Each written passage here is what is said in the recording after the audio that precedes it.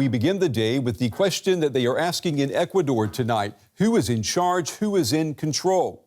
24 hours ago, the entire nation watched as gunmen stormed a live TV broadcast. They were armed with explosives and they demanded to be heard.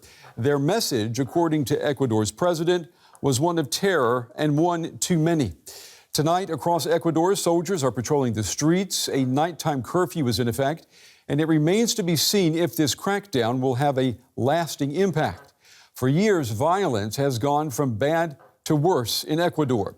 Drug cartels waging war against each other in prisons and on the streets to control the routes used to traffic cocaine, made in South America, consumed in the U.S. and here in Europe. Police engaged with a group of gunmen during a raid in southern Ecuador.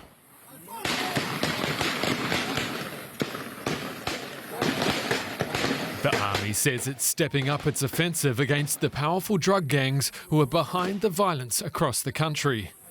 The shootout took place in the city of Huaquillas, near the border with Peru, which says it's stepping up its patrols along the frontier to stop the violence spilling into its territory. Throughout Ecuador, security units have been out in force, trying to reassure citizens of their safety. Authorities say they're doing what they can, but they can't be everywhere at once.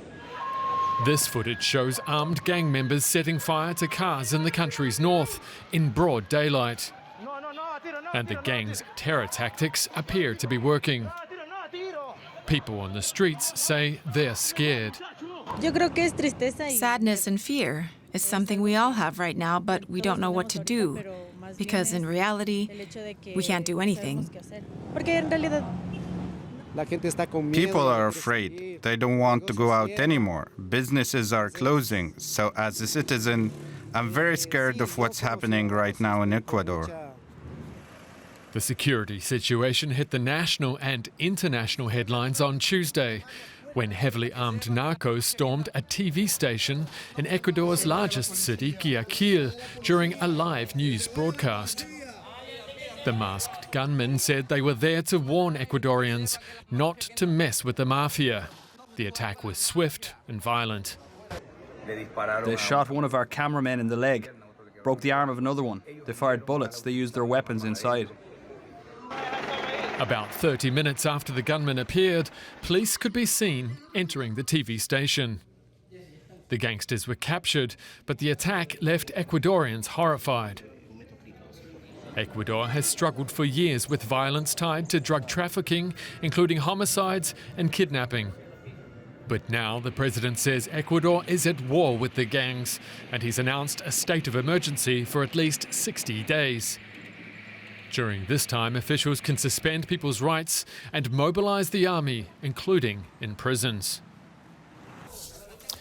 Well, I'm joined now by Stephen Dudley. He's the co-founder and co-director of Insight Crime. That is a think tank in Washington, D.C. that investigates organized crime in the Americas. I think you're definitely the right man to talk to tonight. It's good to have you with us. Ecuador sounds like it is descending, if it sounds like it's civil war at some level, if not anarchy. Is that what we're looking at?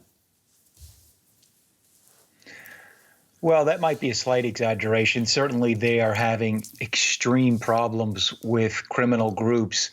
A civil war would require some sort of politics behind this, but this mostly appears to be criminal in nature. In the decree that the president issued yesterday, he named 22 different criminal groups, which really gets you to the heart of the problem. Wow. This isn't just one group they have to corral. These are 22 different groups. A number of them stand out above the others, but nonetheless, the problem will be there, which is that they are an atomized series of criminal organizations, some of them with connections to international groups as well. So this is extremely complex. And Mr. Dudley, explain to us, how have the drug cartels, how have they gained so much power in Ecuador? I mean, Ecuador is not a main producer of cocaine, if that's the drug of choice we're talking about. It's not a producer, but it sits next to the largest producer in the world. That producer is Colombia, and it has been increasing its production over the last several years. Simultaneously, places like Europe and Asia have become greater consumers of cocaine. So Ecuador has become a greater transit, a point of transit in a much greater capacity than it was in the past. This is the source of much of the fighting and much of the growth of criminal gangs in Ecuador, which, by the way, also got their start inside of prisons in Ecuador. So this is something that has institutional failures built into it, but also economics connected to the international drug trade. Yeah, and what do we know about these gang leaders? You say that the locus of power or recruitment is the prisons, but are these gang leaders, are they more than just criminal drug trafficking thugs? Yeah, well, I mean, they vary in nature, of course.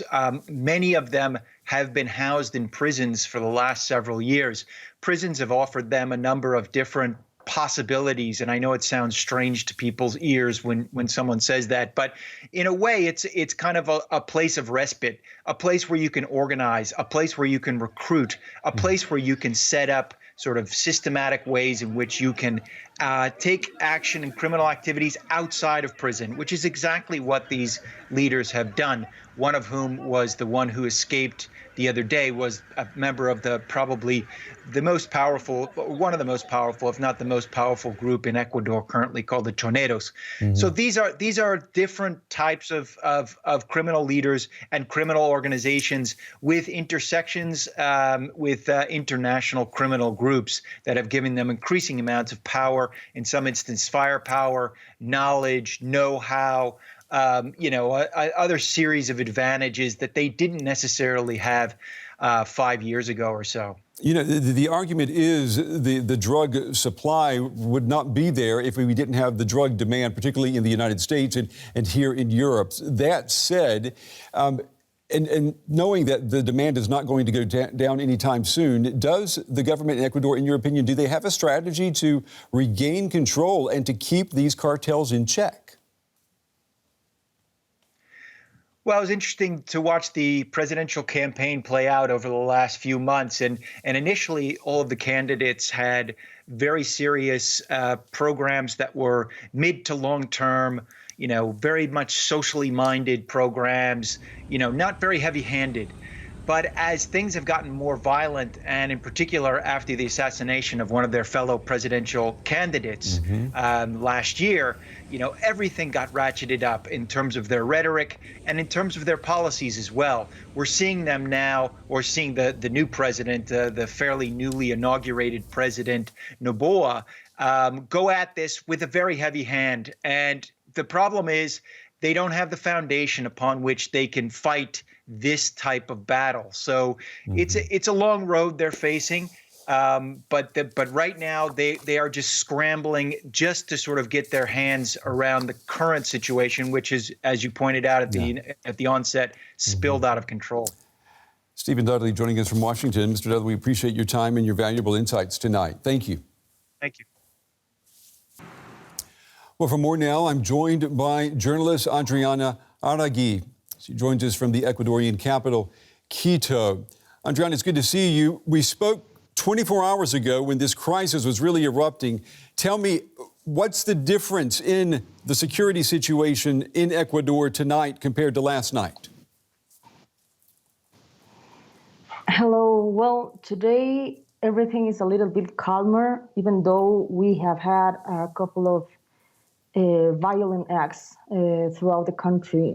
We had one explosion here in Quito, but it was actually very minor compared to what we watched yesterday. Yeah. The president has declared a state of internal armed conflict. That sounds something maybe close to a civil war, maybe or maybe not. What does that mean to you? We haven't had that kind of measures before. The recent governments haven't been able to take that decision. But this means that the 22 gangs that the government listed last night are considered now terrorist groups. And this means that they are military objectives right now. So the military forces that are on the streets are on the lookout for these people. And Adriana, what's their ultimate goal here then? If they don't want to run the country, is it just about controlling the pathways, the routes that are used to traffic drugs? Is that what this is all about? That's what the government says, and we believe so because since the drug trafficking world is changing and the market is shifting, many of the operations from these drug cartels have been running here from Ecuador. And the drugs have been going from here to Europe and to the United States. So we think that, yes, they want to keep the business running from here, as they have been doing for the past 3 years. How do you explain what has happened in Ecuador? You know, Ecuador used to be considered in the United States a paradise for people to retire to. They don't retire to Ecuador anymore. How did the drug gangs, how did they gain so much power so quickly? Well, we believe everything started like after we changed governments, after Rafael Correa, and everything in the state started to change. The authorities started to change. And with those political changes in the administration, the drug cartels, they started to gain power inside the public system, inside the police, the justice system, the military forces. So that's why right now we are like seeing what has been happening for these past 5 years.